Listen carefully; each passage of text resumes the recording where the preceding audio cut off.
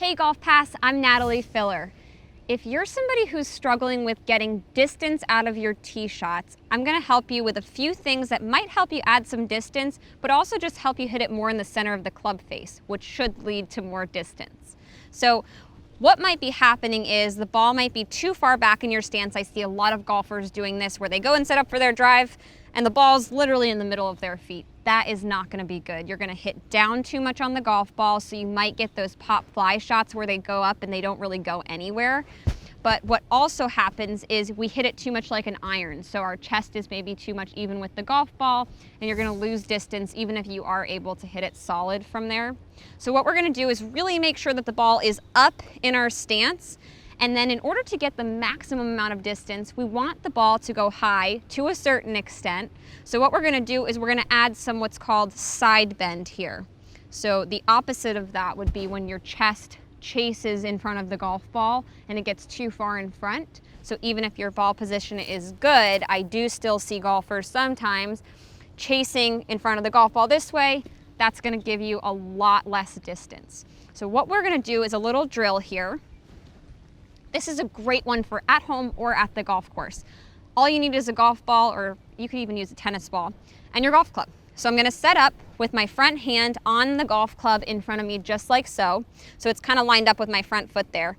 And again, we're working on adding side bend this way. So you can see my body almost starts to look like a banana bending backwards just a little bit. It's going to keep my head behind the ball.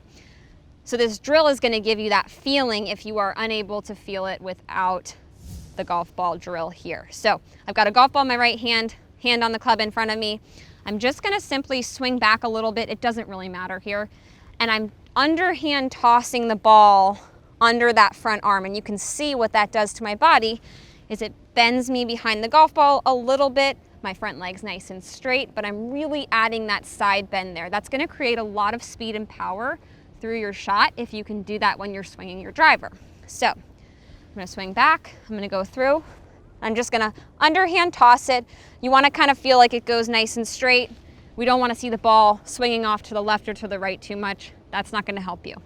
But what we're going to really do when we go to swing, you can do a slow practice swing like this. We're going to swing back and come back to the ball, and I'm really going to feel like I'm bending backward behind the ball. Again, this is going to add height to your shots. It's going to help you hit it more in the center of the club face, but it's also going to help you add some speed. And who doesn't want more distance, right?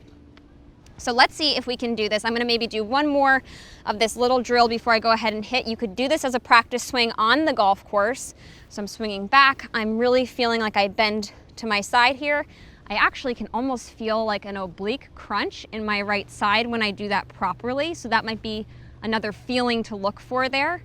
But let's go ahead and see if we get a little extra pop off the club and a little bit of extra distance if we do this properly.